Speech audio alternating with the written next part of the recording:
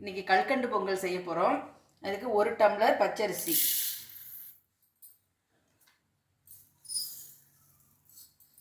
1/2 tumbler பைத்தம்பருப்பு. இது ரெண்டையும் ஒன்றா ஒரு 1/2 மணி நேரம் ஊற வச்சுருவோம். கழுவி தண்ணி ஊற்றி ஊற வச்சுருவோம்.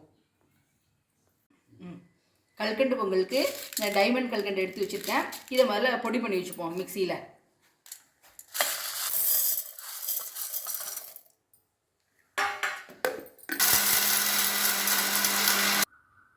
இந்த மாதிரி நைஸாக பொடி பண்ணி வச்சுக்கணும்.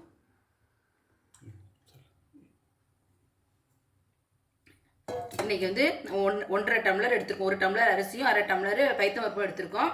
அதுக்கு 4.5 தண்ணி ஊற்றணும். அதுக்கு நான் பாதி வந்து 2 டம்ளர் பாலும் 2 டம்ளர் தண்ணியும் ஊற்ற போகிறேன்.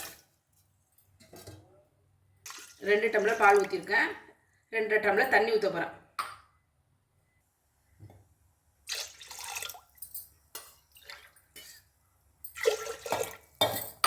நாலரை தண்ணி ஊற்றிருக்கேன்.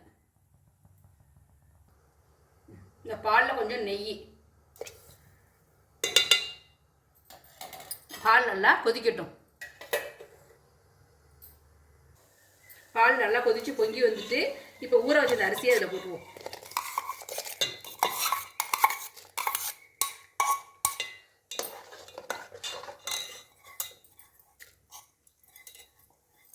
மிதமான தீயில் இந்த பால் நல்லா பழைய வேகணும். அந்த அரிசியும் பருப்பும்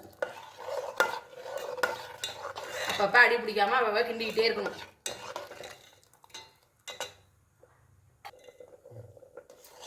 இல்லை நல்லா வெந்துக்கிட்டு இருக்குது. நான் வந்து டைரெக்டாக செய்கிறேன், அதனால் வெங்கல பானையில் செய்கிறேன். அடிக்கனமான பாத்திரம் எது நீங்கள் நேரடியாக செய்கிற வந்து அடிக்கனமான பாத்திரத்தில் செய்யுங்க. இல்லை குக்கரில் வைக்கிறாப்புல இருந்தால் எப்போதும் குக்கரில் அடியில் ஒரு பிளேட் போட்டு தண்ணி வச்சுருப்போம்னா அது மேலே ஒரு தனியாக ஒரு ஏனத்தை வச்சு அதில் இந்த பால் தண்ணி அரிசி எல்லாம் பருப்பு எல்லாத்தையும் போட்டு ஒரு 4 விசில் வச்சு எடுத்து அதுக்கப்புறம் இந்தமாரி கிட்டணும். ஏன்னா இல்லைன்னா நேரடியாக ப்ரெஷர் ஃபேனில் நேரடியாக வச்சிங்கன்னா பொங்கும். பால் ஊற்றி செய்கிறோம் இல்லையா.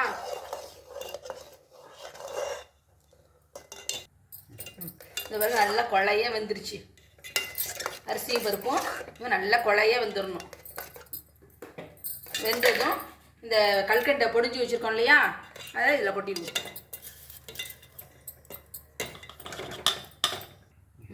இந்த பொடிஞ்ச இந்த கல்கண்டை நல்லா இதோட நல்லா மிக்ஸ் பண்ணணும். திரும்பவும் நல்லா கலரை போட்டதும் இனிப்பு போட்டதும் கலரும். அது நல்லா கெட்டியாகிற வரைக்கும் நல்லா கிண்டணும்.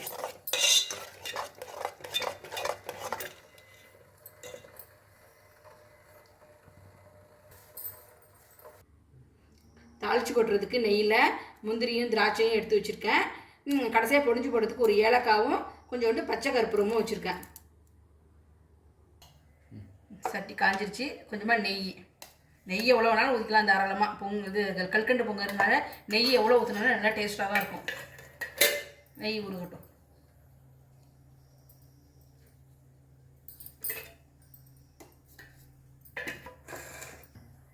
பொடியாக இருக்குன்னா முந்திரி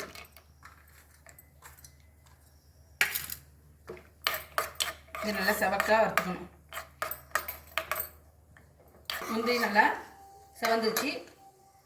இப்போ திராட்சை, காஞ்ச திராட்சை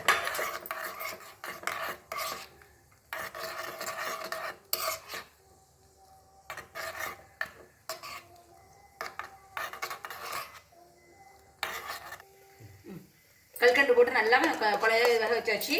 இப்போ கடைசியாக பச்சை கற்பூரமும் ஏலக்காயும் தட்டி போட்டுடணும்.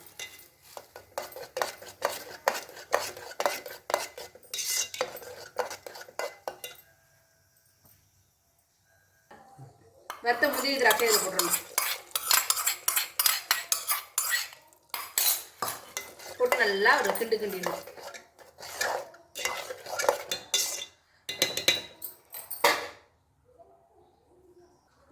கல்கண்டு பொங்கல் ரெடி. இதை நம்ம ஏதாவது விசேஷ நாட்களில் செய்யலாம். நவராத்திரிக்கு இதெல்லாம் செஞ்சு சாமிக்கு நைவேத்தியம் பண்ணலாம். இதுமாரி ஒரு தடவை கல்கண்டு பொங்கல் செஞ்சு பாருங்கள்.